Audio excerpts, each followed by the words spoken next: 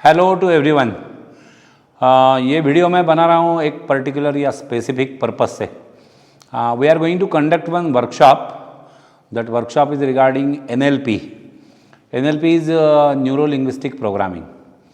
दुनिया में बहुत सारी चीज़ें हो रही है एंड सॉफ्ट स्किल कोचिंग और life skill coaching, this is one sector which is highlighted now it is very much.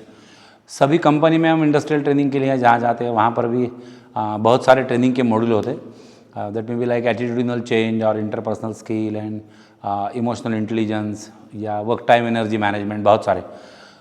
कुछ साल पहले तुम में से कुछ लोगों ने आईकैन फाउंडेशन, ये जो हमारा ऑर्गेनाइजेशन है, उसके ज़रिए हम जो प्रोग्राम करते थे शेक हँड्स विथ सक्सेस, ये वर्कशॉप शायद अटेंड किया होगा।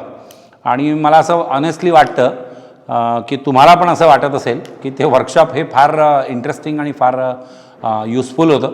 It was very important and very interesting. 3 दिवसाचं ते वर्कशॉप होतं आणि साधारण 10 तास रोज असं त्याचं ड्युरेशन होतं. So on the similar grounds ICAN फाउंडेशनची एनहान्स्ड वर्जन जी आहे त्याच्यामध्ये, म्हणजे ॲडव्हान्स्ड वर्जन जी आहे त्याच्यामध्ये आम्ही न्यूरो लिंग्विस्टिक प्रोग्रामिंगवरचं एक वर्कशॉप जे आहे हे वर्कशॉप नॅचरली कंडक्ट करतो है.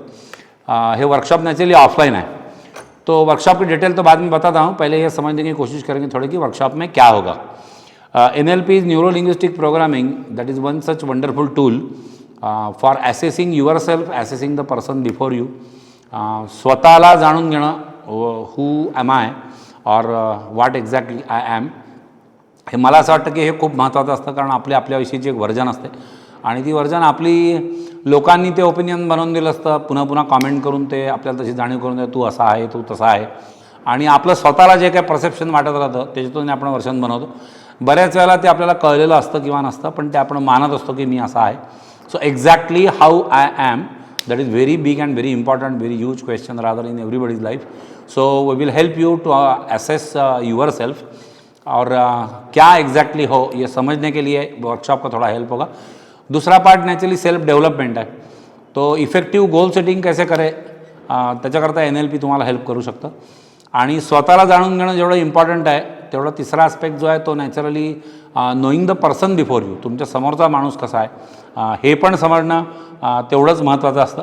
कारण मॅक्झिमम मिसअंडरस्टँडिंग, मिसइंटरप्रिटेशन हे जे होतात हे याच याच्यातून होतात की आपल्याला तो माणूस कसा वाटतो आहे आणि तो ॲक्च्युअली कसा आहे. Have you ever heard this sentence? कोणी पण आपल्याशी बोलतं तर बऱ्याच वेळेला असं होतं ना की त्याच्यातून काही तू मॅ होते किंवा मिसअंडरस्टँडिंग होतं. तर त्याच्यामध्ये बऱ्याच वेळेला हे वाक्य टाकलं जातं की नाही, मुझे ऐसा नाही कहना था, मला असं म्हणायचंच नव्हतं. मग क्वेश्चन हा आहे ना लॉजिकली की तुला असं म्हणायचं नव्हतं, तू असं का म्हणला? आणि मला असं म्हणायचंच नव्हतं याचे 2 अर्थ आहे. म्हणजे मला जे म्हणायचं होतं ते वेगळ्या शब्दात मी मांडायला पाहिजे होतं असं, आणि माझं इंटेन्शनच वेगळं होतं, तू ते इंटेन्शन काय वेगळ्याच अँगलनी घेतो आहे. whatever the reason, this is gap of communication. So effective communication कैसे करें, that is very important criteria. कारण त्याच्यातूनच पुढे नेक्स्ट पॉईंट जो येईल वर्कशॉपचा तो इंटरपर्सनल स्किल्स येईल. सगळ्यात महत्त्वाचा ॲसेट आपलं ह्युमन बिईंग्ज असतात, म्हणजे आपले फ्रेंड्स, रिलेटिव्ज, फॅमिली, प्रोफेशनल लेवलला काही कलिग्स, आणि सगळ्यात मोठे आपले दुश्मनही ह्युमन बिईंग्जच असतात. सगळ्यात मोठे लायबिलिटी जी आहे ही पण ह्युमन बिईंग्जच असतात. इंटरपर्सनल स्किल जर तुमचे चांगले असतील, म्हणजे कोणत्याही व्यक्तींची वागतानाचे तुमचे स्किल जे हे जर तुमचे कंट्रोलमध्ये असले तर मला असं वाटतं की खूप सारा इमोशनल स्टेज जो आहे हा अवॉइड केला जाऊ शकतो. आणि याच्यामध्ये मग बऱ्याच वेळेला परसेप्शनचा मुद्दा आहे तो जो NLP खूप चांगला हायलाइट करतं कि what you perceived out of any event, जो कुछ हुआ उससे जो तुमने महसूस किया ये तुम्हारा नज़रिया है. क्या वो एकमात्र नज़रिया है? याचं उत्तर कदाचित नाही असेल तर अजून 2 नजरिये किंवा अजून 3 नजरिये एकूण वेगळे काय काय असू शकतात. That we are going to focus in workshop. असं कधी कधी वाटतं ना, एजनुसार आहे. तुमचं एज 30 असेल तर तुम्हाला काही प्रमाणात वाटेल, तुमचं 40 आणि 50 आणि त्याच्या पलीकडे असेल तर तुम्हाला खूप जास्त प्रमाणात वाटू शकतं की यार सगळंच काही चुकलं आहे किंवा खूप काही चुकलं आहे. सो ॲज इफ जैसे ना कनेक्टिविटी जाता है कोई फ़ोन का या किसी मशीन का, है ना, आउट ऑफ काय कव्हरेज एरिया म्हणतो आपण फोनच्या बाबतीत किंवा मोबाईलच्या बाबतीत, तसं तर आउट ऑफ कव्हरेज एरिया आपण निघून गेलो आहे का असं असतं. तर रिवायरिंग ऑफ ब्रेन और rewiring of thoughts and resetting your mind, these are also modules in this particular workshop. वो अलाउद्दीन और जिन की कहानी तुमने सुनी होगी कि त्यांनी तो दिवा घासला तर तो जिन जो आहे तो प्रगट झाला आणि उसने पूछा बोलो मेरे आका क्या हुकुम आहे. आणि मग त्या जिनला आपण जे काही काम सांगू ते तो फार ताबडतोब करून टाकेल आणि त्याला पुन्हा पुन्हा काहीतरी काम द्यायला लागतं. One such jinn is available with every person. कारण आपण कॉन्शियस माइंडनी म्हणजे बीटा लेवलला आपण जे काही इकडे तिकडे जगत असतो आपल्याजवळ आपलं सबकॉन्शियस माइंड आहे आणि हार्डली आपण या सबकॉन्शियस माइंडचा इफेक्टिव्ह यूज जो आहे हा नॅचरली करत असतो. So what exactly subconscious mind how that can be used for our life career and entire game हा पण एक मॉड्यूल त्याच्यामध्ये कव्हर होईल. काही काही वेळेला असं होतं की एका मशीन आहे, मशीन म्हणण्यापेक्षा आपण छोटंसं इन्स्ट्रुमेंट घेऊ, थर्मामीटर. थर्मामीटर में ऐसा होता है ना कि तुम्हाला टेम्परेचर आहे का तुम्ही थर्मामीटर लावलं आणि तुम्ही बघितलं रीडिंग किंवा वॉट एवर रीडिंग 99.6 और 100.2. सो थर्मामीटर ने दिखाया मतलब वो सही है बिकॉज थर्मामीटर और any instrument cannot go wrong. आता हे जे 100.2 दाखवत आहे हे सगळे थर्मामीटर 100.2 दाखवतील आणि त्याच वेळेला घेतलं तर. कारण all these machines are calibrated.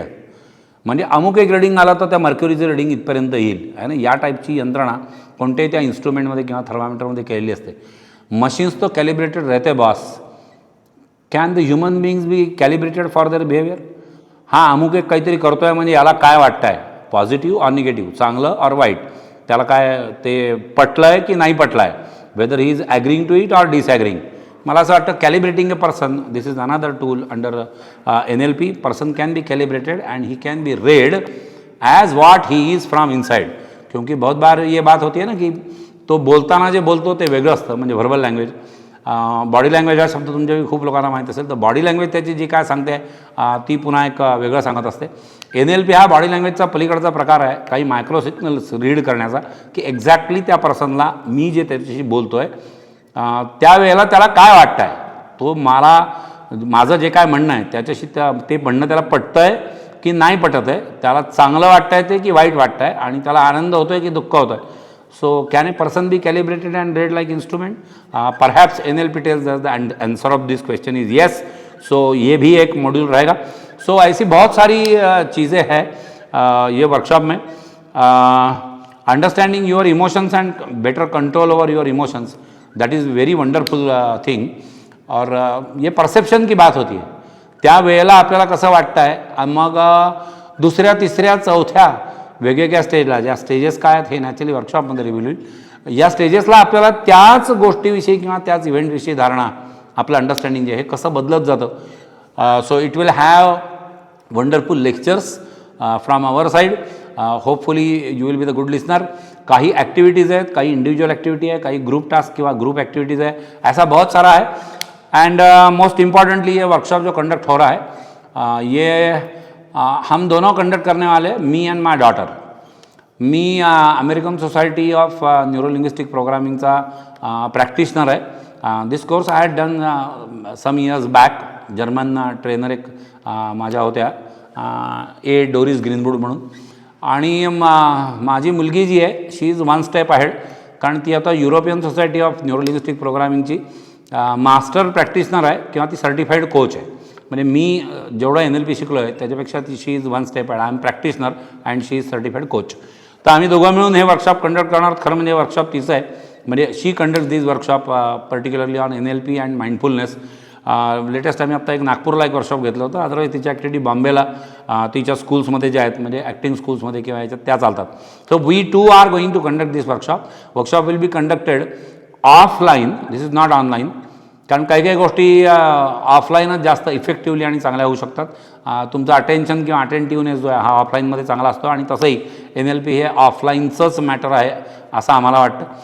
So workshop is going to be conducted offline. The venue is Akola.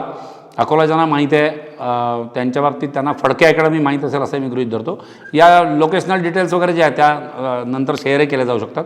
So it will be conducted at Phadke academy Akola, म्हणजे माझी इन्स्टिट्यूट जी आहे ती. आणि डेट्स ज्या आहेत त्या 24, 25, 26 जानेवारी. So 24th and 25th all these 3 dates are very convenient to you even if you are in job, because 24th, 25th हे 4th सॅटर्डे संडे म्हणजे सगळ्यांना हॉलिडे असणार त्याची. आणि 26 जानेवारीला नॅचरली रिपब्लिक डे आहे, त्याच्यामुळे सकाळचं फ्लॅग होस्टिंग झालं तर त्याही दिवशी तशी सुट्टीच असते. पुढची गोष्ट अशी की हे वर्कशॉप 4 तासाचा रोज आहे. म्हणजे 3 to 7 असं याचं ड्युरेशन आहे.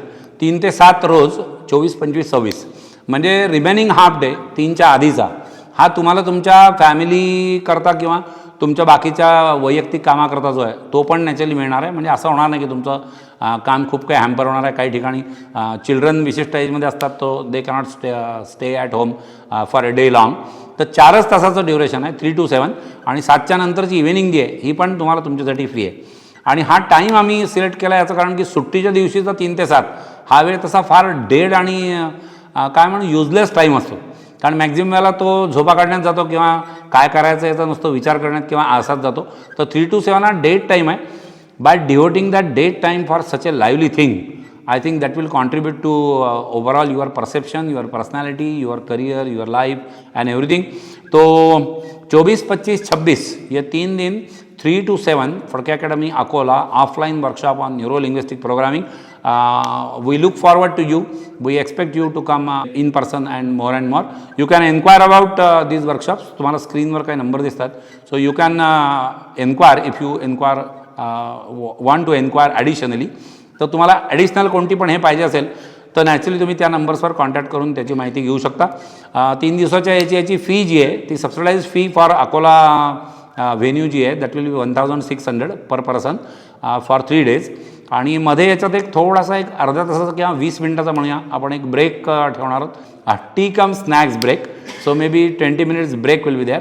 So overall 4 घंटे का ये, and I am damn sure like ICAN Foundation and Second with Success workshop that this workshop will be helping you a lot both at domestic front यानी personal front and naturally professional front. So expecting a response from you. Thank you very much. This is what I wanted to speak about this workshop. See you on maybe 24th, 25th and 26th. Thank you.